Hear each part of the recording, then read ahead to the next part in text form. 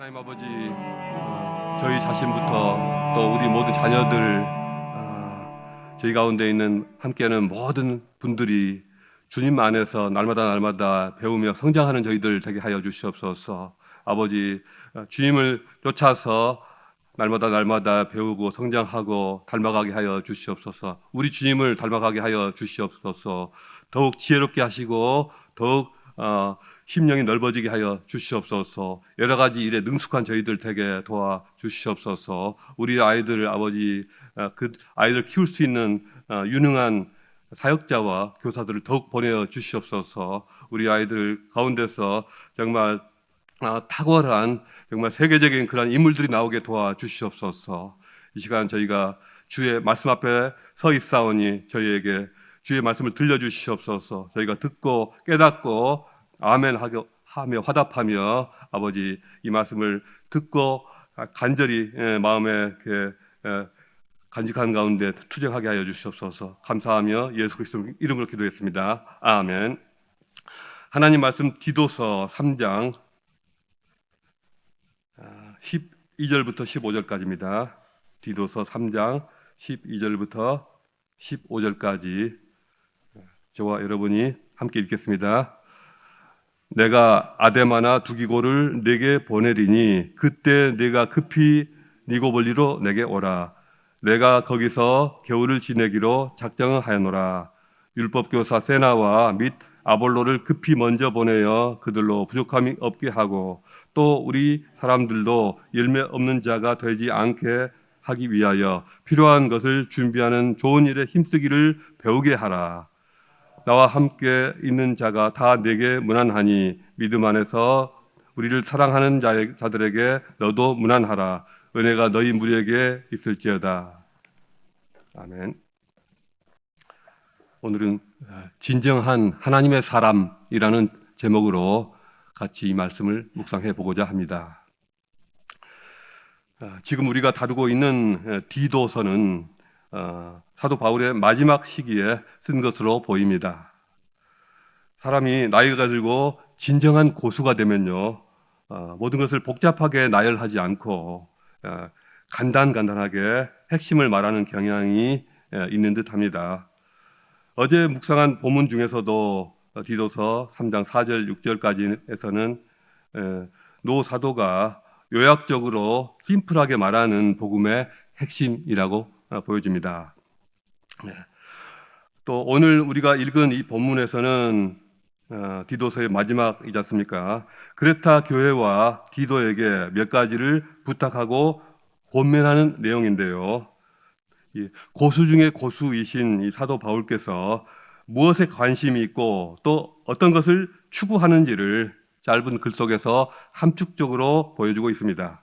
만일 우리가 이런 분과 함께 있어서 이분이 한마디씩 하는 것을 만약 들을 수 있는 그런 기회가 있다라고 가정한다면 우리는 어떻게 할까요? 아마도 귀를 쫑긋 세우고 이분이 하시는 말씀을 바로바로 받아 적어야 하지 않겠습니까? 그리고 말씀하신 의미를 곰곰이 곱씹어야 하겠죠. 오랜 신앙의 연륜, 또 삶의 경륜 속에서 나온 한마디이기 때문입니다. 그 말씀 안에 나타나는 관심사를 통해서 우리는 진짜 하나님의 사람은 어떤 모습이 하는가를 보게 됩니다. 첫째로요, 급할 때 힘이 드는 사람이 진짜 하나님의 사람입니다. 디도라는 인물은 사도 바울이 사역적으로 급할 때 어려움에 봉착했을 때마다 나서서 큰 힘이 되어준 인물입니다. 마케도니아와 아가야에서 선교 헌금을 모아서 예루살렘으로 가져가는 일에는 스스로 자원을 했고 물론 이분 혼자만 간 것은 아닙니다. 또 파벌과 도덕적 타락으로 무너질 위기에 처해 있는 고린도 교회를 위해서도 사도 바울의 요청이 있자 기꺼이 나서서 그 교회를 잘 수습했습니다. 그리고 아무도 내케하지 않았던 최악의 선교지라고 할 수 있는 이 크레타 섬에도 기꺼이 남아서 사역을 잘 감당하고 있습니다. 이렇게 고맙고 귀한 분이 어디 있겠습니까? 그런데 이제 노 사도께서 또다시 디도를 호출하고 있는 것입니다. 12절입니다. 내가 아데마나 두디고를 내게 보내리니 그때 네가 급히 니고볼리로 내게 오라. 내가 거기서 겨울을 지내기로 작정하여노라. 우리 디도를 좀 작작 좀 부르시지. 예? 너무 하시는 것 같네. 아마도 크레타 사역보다도 더 급한 일이 생긴 모양입니다. 디도가 없으면 안 되는 그러한 상황이 있나 봅니다. 아마도 우리 충성스러운 디도 선생님은 군소리 없이 순종하여 그것으로 또 달려갔을 것이고요. 세상 일이나 교회 일이나 다 내가 하고 싶은 일이 있고 또 내가 맡고 싶은 자리가 있습니다. 모두가 그걸 원하지 급하다고 해서 또 사람이 없다고 해서 쉽게 가지지가 않죠. 이 일은 누군가는 꼭 해야 하는데 아무도 원하지 않고 다른 마땅한 사람도 없는데 누군가가 나서서 해준다면 얼마나 고마운 일입니까? 만약 세상 일이라면 이렇게 나를 희생하고도 계속 빛을 보지 못하고 또 이용만 당하는 경우가 허다합니다. 그러나 하나님은 그렇지 않으십니다. 세움교회가 세워지고 예배 초소를 옮겨 다니다가 2년 전에 이곳에 터를 잡게 되었습니다. 그때부터 많은 분들의 희생적인 헌신이 있었습니다. 이 일을 누군가는 꼭 해야 하는데 다른 사람들은 나서지 않고 그래서 내가라도 해야겠다 싶어서 그 일에 덤벼들어서 다 이렇게 마무리를 짓고 혹은 지금까지도 손을 놓지 못하는 그런 일, 또 그런 분들이 계십니다. 주님은 모든 것을 다 보시며 다 헤아리시며 특별히 주목하고 계실 것이 분명합니다. 이분들이 진정한 하나님의 사람이기 때문입니다. 그럴지라도 힘들게 혼자서 수고하시는 분이 보이거들랑 여러분들이라도 나서서 거들어 주시면 안 되겠습니까? 지속적으로 돕기가 어려우시면 가끔 한 번씩이라도 도와주시면 안 되겠습니까? 유튜브 보고 계신 분들 부탁드립니다. 누가복음 10장에는 분주한 마르다와 말씀만 경청하는 마리아의 얘기가 소개되어 있습니다. 마르다는 이것저것 신경 쓰면서 이렇게 분주한데 동생 마리아가 전혀 도울 생각을 안 하니 부화가 났던 모양입니다. 게다가 주님마저 자기 편을 들어주시기는커녕 동생 편을 들은 것처럼 보였습니다. 마리아 신드롬이라고 해야 될까요? 그 말을 한번 붙여보겠습니다. 마르다 신드롬. 그 이후로 수많은 크리스찬들이 이 마르다 신드롬을 갖게 된 것처럼 보입니다. 고생은 고생대로 하고 좋은 소리를 듣기는커녕 야단만 맞네. 교회에서는 일을 많이 할수록 싫은 소리를 듣는단다. 그러니 괜히 나서지 마라. 이런 마인드가 아닐까요? 제가 생각하기로는 많은 분들이 그런 마인드를 갖고 있는 듯 보입니다. 그러나 이것은 큰 오해입니다. 주님이 마르다를 야단치신 것 아니거든요. 마리아를 칭찬하신 것도 아닙니다. 단지 마르다가 과중한 부담감을 가지고 이렇게 힘들어하지 않도록 그 부담감을 내려놓도록 위로하신 것이고요. 또 마리아가 언니한테 지나치게 미안해하지 않도록 감사 주신 것임에 틀림없습니다. 그런 것에 불과합니다. 생각해 보십시오. 그 일이 있은 후로 마리아가 어떻게 했을까요? 마리아가 이제는 다시는 내가 언니를 도울 필요 없어 했을까요? 언니를 거들어주지 않고 말씀 듣는 일만 내가 이제 해야겠다 그렇게 됐을까요? 저는 그렇게 생각하지 않습니다. 오히려 언니를 이해하면서 봉사한 일에 언니를 도와서 함께 힘을 모았을 것이라고 저는 확신합니다. 이렇게 급할 때 몸을 사리지 않고 먼저 나서는 이가 하나님의 사람입니다. 그리고 그를 못 본 채 하지 않고 함께하며 수고와 고생을 나눌 수 있는 사람이 하나님의 사람입니다. 둘째로 신앙의 형제 자매의 실제적인 문제에 모른 척하지 않고 이렇게 관심을 가져주는 사람이 하나님의 사람입니다. 공동 번역 13절에 이렇게 되어 있습니다. 서둘러 주선하여 율법 교사인 세나와 아볼로를 떠나 보내주고 그들에게 조금도 부족할 것이 없게 해주세요. 디도는 물론 헬라 사람이고요. 융통성도 많고 실제적인 문제 해결하는 능력이 뛰어났던 것으로 보입니다. 경륜이 있는 사람이죠. 물론 나이가 가장 많기도 했지만요. 반면에 그와 함께 동역하던 이 세나와 아볼로는 나이가 더 어리기도 했고요. 아마도 유대인으로 알려져 있습니다. 구약 성경에 정통해서 성경을 깊이 있게 연구하는 그 일을 잘하고요. 또 가르치는 일에 전문성을 가지고 있었습니다. 반면에 실생활에서의 어떤 경륜은 다소 부족한 점이 있었던 게 아닌가 싶습니다. 그들로 부족함이 없게 한다라는 것은 그들의 생활을 챙겨줘야 한다는 뜻입니다. 또 떠나야 하는데 잘 떠나서 무사히 갈 수 있도록 경비라도 좀 주선해주고 이렇게 챙겨주는 그런 것을 말하겠죠. 크레타라는 곳이 이 사역지가 척박하고 그리 풍족한 곳이 아니니 거기서 함께 동역하면서 고생을 하지 않았나 싶습니다. 아마 노잣돈도 아마 없었을 것입니다. 디도는 크레타 전체 사역의 책임자로서 이 두 사람의 생활과 또 여행하는 것 이런 것을 챙겨주고 돌봐주도록 부탁을 받고 있습니다. 내일 하기도 힘든데 이분들까지 내가 책임지라고요? 디도가 이렇게 하지는 않았을 것입니다. 그 정도로 얄팍한 그릇이 아닙니다.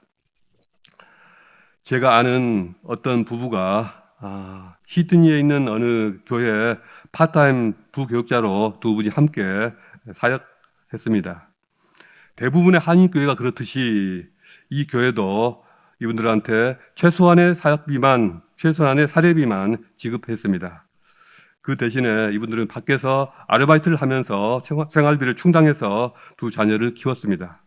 그런데 교회에서 여성 사역자들끼리만 모여서 성경 공부를 하는데 그 교회 담임 목사님 사모님이 성경 공부를 인도했던 모양입니다. 성경 공부하면서 이 사모님이 여자 전도사한테 자꾸 권면하기를 남편 보고 밖에서 일하는 것을 그만두게 해라. 어떻게 사역자가 양다리를 거칠 수가 있느냐. 사역자는 모름지기 한 길을 가야 한다. 하나님이 채워주실 줄 믿고 그만두게 해라. 이렇게 자꾸 한 번도 아니고 자꾸 푸시를 하시는 거예요. 제가 알기로는 그 교회에서 사례비를 올려줄 생각으로 그 말을 한 것은 전혀 아니었습니다. 어떻게든 하나님이 채워주실 것이니 그걸 믿고 그만두라는 것이죠. 여러분은 어떻게 생각하십니까? 그 사모님 생각에 찬성하십니까? 저는 찬성하지 않습니다. 한국의 많은 교회들이 이런 식으로 부교육자들을 함부로 대하면서 궁지로 내모는 일이 많았습니다. 그래서 우리 교회 김시환 목사님이나 전에 계시던 김경태 목사님 같은 분들도 한국에서 이런 일로 상처를 받고 좌절감을 겪은 분들입니다. 이것은 믿음이 아닙니다. 어떻게 이런 것을 믿음이라고 생각하는지 저는 도무지 이해가 가지 않습니다. 오히려 어리석고 무책임하다고 생각합니다. 제대로 된 믿음을 가진 사람, 진정한 하나님의 사람이라면 자신의 동역자를 이렇게 자꾸 궁지로 내모는 대신에 힘이 닿는 데까지 알아봐주고 주선해주고 내일처럼 기도해주는 사람일 것입니다. 사도 바울이 세나와 아볼로를 걱정하며 디도에게 부탁했던 것처럼 또 디도가 그것을 자신의 책임으로 받아들였던 것처럼 그렇게 하는 것이 진짜 신앙이고 진정한 하나님의 사람이죠. 셋째로 좋은 일에 전념하며 지속적으로 배우는 사람입니다. 그런 사람이 하나님의 사람이라고 믿습니다.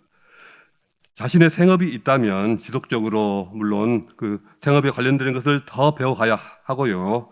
또 자기 스스로를 위해서나 교회를 위해서나 주님의 영광을 위해서 평생토록 배움의 수고를 멈추지 않는 사람이 하나님의 사람입니다. 아마도 크레타 사람들은 무엇이든지 배우는 일에 익숙하지 않았을 것입니다. 그들은 광야에서 제멋대로 뛰어다니는 천방지축의 야생마였지 선한 일을 위해서 지속적으로 훈련받거나 배워보지를 못한 사람들일 것입니다. 그러나 이제 예수 믿고 구원받고 열매 맺는 삶을 살아야 합니다. 바람에 나는 개와 같이 그렇게 열매 없는 사람을 살아서는 안 되는 것입니다. 열매 맺기 위해서는 지속적으로 자신을 갈고 닦고 배워야 합니다. 한국에서 자기계발 강사로 유명한 김미경 씨 혹시 아십니까? 김미경이라는 이분 크리스찬입니다. 충청북도 증평이라는 곳에서 이분의 어머님은 유명한 권사님이었다고 합니다. 저는 이분의 강의를 아주 좋아합니다. 그래서 지금도 종종 듣고 있습니다. 나이는 저보다 밑에인 걸로 알고 있는데 어떻게 이렇게 지혜로울 수가 있는지 참 대단하다고 생각합니다. 이분은 지금까지 수많은 강연을 통해 많은 사람들에게 영감을 주고 영향력을 미쳤습니다. 10수년 전에 제가 서울에서 교육 사업을 할 때 이분을 강사로 모셔다가 큰 강당을 빌려다가 아마 500명 정도의 그 학부모를 모셔다가 강연회를 한 적이 있습니다. 말솜씨만으로 수많은 사람들을 쥐락펴락하고요. 또 웃기기도 하고 울리기도 했습니다. 제가 매우 궁금했던 것은 도대체 이분의 떡소리 나는 이 지혜와 통찰력의 원천은 무엇인가? 어디서 온 것일까? 본래부터 이분이 이렇게 천재여서 그럴까? 그런데 곧 알게 되었습니다. 자신이 말하기를 자신의 멘토 역할을 하는 그런 일을 해주는 사람이 몇 명이나 될까요? 멘토를 몇 명이나 모시고 있을까요? 자신이 멘토 역할을 해줄 수 있는 그런 분이 해주는 분이 12명이었는지 15명이었는지 그 정도 되었던 것으로 저는 기억합니다. 매일 새벽 4시 반이면 일어나서 혼자서 책을 읽고 공부하며 배운답니다. 원래 영어를 잘하던 분이 아니었는데 늦은 나이에 영어 공부를 시작해서 이제는 영어로 막힘없이 강연을 한답니다. 세상에. 많이 배운 만큼, 많이 배우는 만큼 많이 성장하는 것입니다. 사람이 배우지 않으면 성장하지 않습니다. 사람이 5년이 가고 10년이 가도 성장이 없고 그대로인 것은 전혀 배우지 않기 때문입니다. 제가 아는 어떤 분은요, 우리 교회뿐이 아닙니다. 나이 70 넘으신 권사님이신데요. 글쎄 박사과정을 시작하셨습니다. 이분은 만나는 사람들한테 전도를 해요. 어떤 전도를 하느냐? 공부하라고 전도를 합니다. 지금도 늦지 않았다고요. 그분의 눈은 늘 초롱초롱하고 반짝반짝합니다. 제가 아는 또 다른 어떤 장로님이 계신데요. 이분도 연세가 70이 넘으셨는데요. 그 교회 새벽 기도에 찬송가 반주할 반주가 없어서 안타까워 하시다가 자신이 직접 배우기 시작하셨답니다. 상당한 전문가한테 배우신다고 들었는데 아마도 진도가 상당히 많이 나가셨을 것입니다. 내년 초쯤에 찬송가 반주가 가능하지 않겠냐고 하십니다. 저기 딴 교회 얘기입니다. 고린도전서 4장 14절 그러므로 우리가 낙심하지 아니하노니 겉사람은 후패하나 우리의 속은 날로 새롭도다. 죄송하지만 이 말씀이 아무에게나 해당되지는 않습니다. 좀 전에 제가 말씀드린 그런 분들 또 배움의 끈을 놓지 않는 그런 분들한테 해당되는 말씀이죠. 이 말씀이 그분들 가슴에 걸려있는 훈장이 될 것이고 그분들이 그렇게 열심히 사시면서 젊고 건강하신 모습으로 아름답게 사시는 것은 그분들에게 마땅한 상급입니다. 지금 유튜브를 통해서 듣고 계신 여러분들께 부탁드립니다. 혹시 댁에 하루 종일 TV만 보고 계시는 어르신이 혹시 계시면은 그분들에게 드리고 싶은 말씀이 있으니 이 설교를 그분들이 보게 해 주십시오. 어르신들 뭐라도 배우시기 바랍니다. 자신을 위해서나 사랑하는 가족을 위해서나 도움되는 것이 있으면 좋고요. 교회에 도움이 되는 것이 있으면 더 좋겠습니다. 100세 시대라고 하지 않습니까? 의학 기술이 갈수록 좋아져서 10년 이상 사실 분들도 많이 계시고 또 어떤 분들은 20년 이상도 사실 텐데 그동안 뭘 하시겠습니까? 만일 여러분이 제 아버님이시라면 만약 아무 일도 안 하시고 계신다면 당장 찾아뵙고 인사를 드린 후에 등을 떠밀면서 말씀드리겠습니다. 아버님, 일어나십시오. TV만 보지 마시고요. 저와 함께 밖으로 한번 나가시죠. 시력이 안 좋으시니 성경을 못 읽으시죠. 산책하시면서 듣기 성경이라도 매일 들으시죠. 찬송이라도 힘있게 부르시거나 아니면 성경 필사라도 시작해 보시는 건 어떨까요? 너무너무 좋답니다. 아니면 그림을 그려보시는 건 어떨까요? 아버님 소시적에 그림 잘 그리셨잖아요. 왜 날 받아놓는 사람처럼 이렇게 무기력하게 지내십니까? 건강이 안 좋으시다고요? 1시간만 나가 있으면 기운이 빠지신다고요? 오늘은 1시간만 하시고요. 내일은 1시간 5분만 하시고요. 모레는 1시간 10분만 하시고요. 이렇게 조금씩만 더 늘려나가시면 됩니다. 1년만 그렇게 하시면 아버님은 황소같이 뛰어다니실 것입니다. 우리 교회 어떤 장로님들은 늘상 이런 말씀을 하십니다. 오늘도 좋은 것 하나 배웠습니다. 할렐루야, 멋쟁이십니다. 정말 멋쟁이십니다. 진정한 하나님의 사람은 평생 동안 배움의 길을 멈추지 않습니다. 저도 그렇게 할 것입니다. 우리 세움교회 많은 시니어분들도 다 그렇게 하실 줄 믿습니다. 아멘입니다. 기도하겠습니다. 하나님 아버지, 저희가 가정에서나 직장에서나 교회에서나 가장 도움이 필요한 곳에 저희가 있기 원합니다. 말로만 믿음을 말하지 않게 하시고 형제와 자매의 어려움과 아픔을 마음으로 나누며 기도하고 힘이 되어주는 저희가 되기 원합니다. 또한 일평생 주님 앞에서 배움의 끈을 놓치지 않는 사람들이 되게 하여 주시옵소서. 저희가 진정한 그리스도인이요 하나님의 사람으로 마지막 날까지 멋지게 살게 해 주시옵소서. 감사드리며 예수 그리스도 이름으로 기도했습니다. 아멘. 이 말씀